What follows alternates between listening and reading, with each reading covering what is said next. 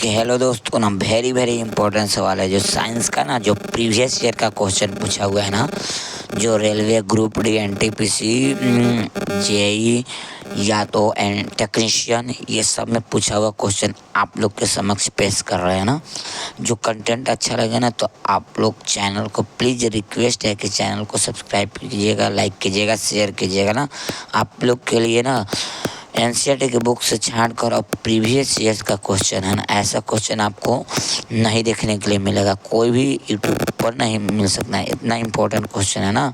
आप लोग देखिए एक एक करके हम बताएंगे क्वेश्चन, आप लोग को आंसर याद होगा तो बताइए। 20 क्वेश्चन लाए, 20 में से आप लोग बताइए ईमानदारी भर कि कितना आपको इसमें से याद होगा, बताइए कमेंट बॉक्स में।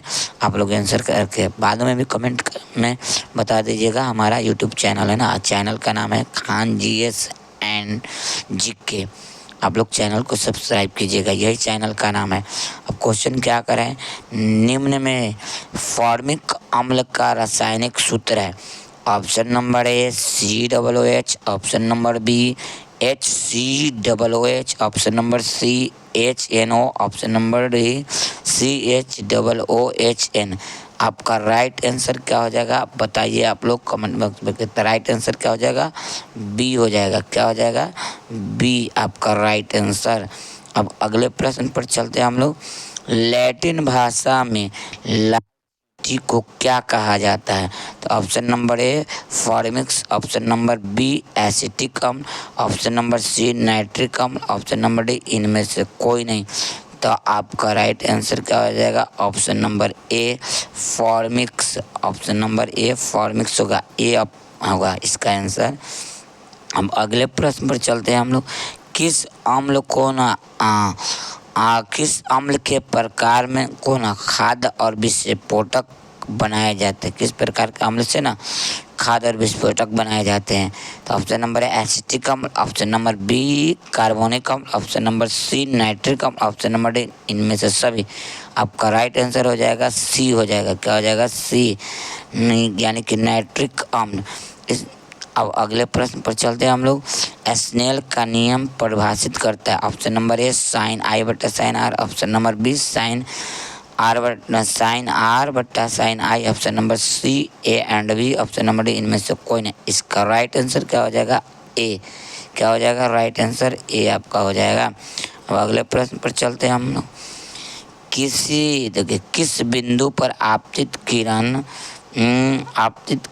क्या करता है, किस बिंदु पर आपतित किरण सतह से टकराती है तो उसे क्या कहते हैं।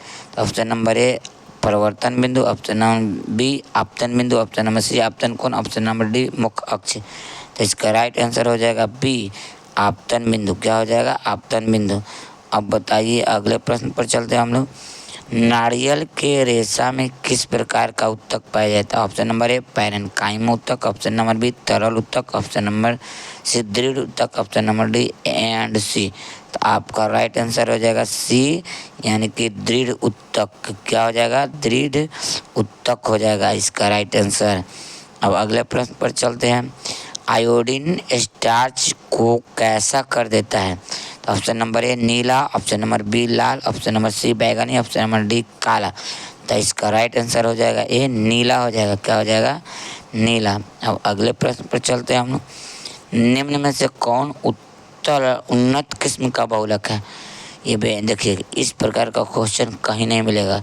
अब देखिए option number A isoprene, option number B neoprene, option number C PVC, option number D bakelite. इसका राइट आंसर हो जाएगा आपका डी बेकेलाइट। बताइए इसका राइट आंसर बेकेलाइट हो जाएगा ना। अब अगले प्रश्न पर चलते हैं हम लोग। निम्न में से कौन उन्नत किस्म का बहुलक है, वही आंसर है। फिर से आ गया आपका आंसर, क्वेश्चन रिपीट हो जाएगा ना, तो आपका डी आंसर हो जाएगा। अब अगले प्रश्न पर चलिए।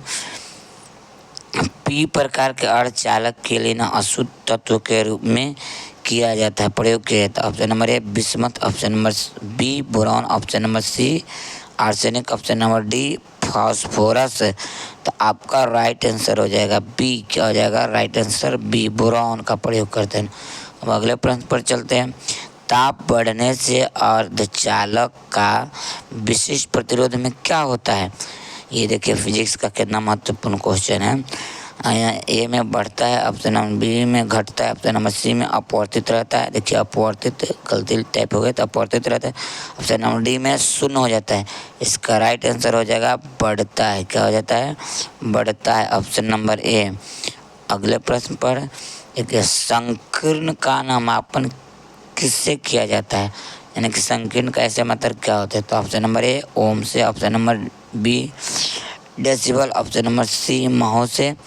तो आपका राइट आंसर होगा बी डेसिबल हो जाएगा ना। क्या हो जाएगा? डेसिबल।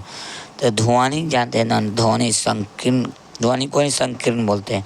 तो इसी का ध्वनि का ऐसे मतलब सब कोई ध्वनि जानता है, लेकिन संकीर्ण दिया इसमें, तो डेसिबल हो जाएगा आपका आंसर। अब राइट आंसर क्या हो जाएगा आपका? अब देखिए अगले प्रश्न पर, निम्न में कौन सा एक प्रथम संक्रमण श्रेणी का तत्व नहीं है? प्रथम संक्रमण श्रेणी का तत्व नहीं है कौन?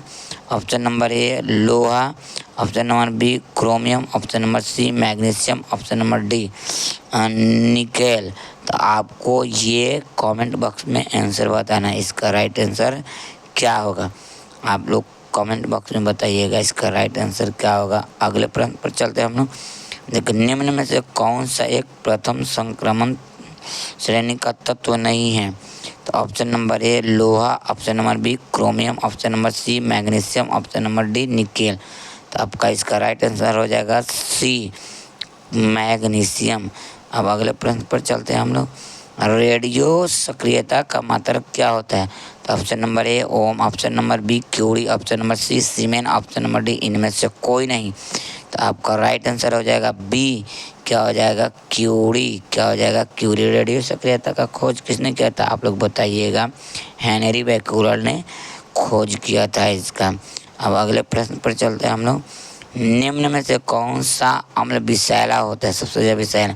ऑप्शन नंबर ए कार्बोनिक अम्ल, ऑप्शन नंबर बी एसिटिक अम्ल, ऑप्शन नंबर सी फॉर्मिक अम्ल, ऑप्शन नंबर डी एथेनोइक अम्ल। तो इसका राइट आंसर हो जाएगा आपका ए। क्या हो जाएगा? ए कार्बोनिक अम्ल। अब देखिए एसिटिक अम्ल किस में पाया जाता है? तो सिरका में। फॉर्मिक अम्ल किस में पाया जाता है? लाल चिट्ठी के डंक में। एथेनोइक अम्ल को ही फॉर्मिक अम्ल बोला जाता है। अगला प्रश्न, तारपीन का अपूर्णांक कितना होता है? Option number A 1.47, option number B 2.42, option number C 1.33, option number D 1.03। तो आपका राइट आंसर हो जाएगा ऑप्शन नंबर ए 1.47। अब अगले प्रश्न पर ठीक है, इनमें से किस छिद्र के द्वार ग्रसनी ग्रास नली से जुड़ी होती है? तो ऑप्शन नंबर ए कंठ द्वार से, ऑप्शन नंबर बी निगल द्वार से, ऑप्शन नंबर सी लाइनिंग से, ऑप्शन नंबर डी इनमें से कोई नहीं। तो आपका राइट आंसर हो जाएगा बी निगल द्वार। क्या हो जाएगा? बी। नेक्स्ट क्वेश्चन, ग्रहणी किसका आएगा? ऑप्शन नंबर ए छोटी आंत का, ऑप्शन नंबर बी बड़ी आंत का, ऑप्शन नंबर सी अमाशय में, ऑप्शन नंबर डी यकृत। तो इसका राइट आंसर हो जाएगा ऑप्शन नंबर ए छोटी आंत। देखिए बड़ी आंत में अनपचा भोजन रहता है, यकृत सबसे बड़ा अंग है ना। अब अगले प्रश्न पर नेक्स्ट क्वेश्चन, प्रिज्म में ना अपवर्तनांक कोण अधिक होने पर विचलन कोण भी होता है। तो इसमें ऑप्शन नंबर ए कम, ऑप्शन नंबर बी अधिक, ऑप्शन नंबर सी अपवर्तित, ऑप्शन नंबर डी इनमें से कोई नहीं, नन ऑफ दिस। तो इसका राइट आंसर हो जाएगा बी अधिक हो जाता है ना। अब लास्ट क्वेश्चन एंड क्वेश्चन है ना, पौधे का ना रसोई घर किसे कहा जाता है? ऑप्शन नंबर ए तना को, ऑप्शन नंबर बी रूट को, ऑप्शन नंबर सी लिप्स को। तो आप लोग बताइए राइट आंसर क्या हो जाएगा? सी हो जाएगा इसका लिप्स को। देखिए एक वेरी वेरी इंपॉर्टेंट सवाल है ना। अब वेरी वेरी इंपॉर्टेंट सवाल है। कंटेंट अच्छा लगे तो प्लीज़ चैनल को सब्सक्राइब कर लीजिएगा। सब्सक्राइब कर लीजिएगा चैनल को। लास्ट में लिख दिए, प्लीज़ आप लोग से रिक्वेस्ट है ना कि चैनल को सब्सक्राइब कर लीजिएगा।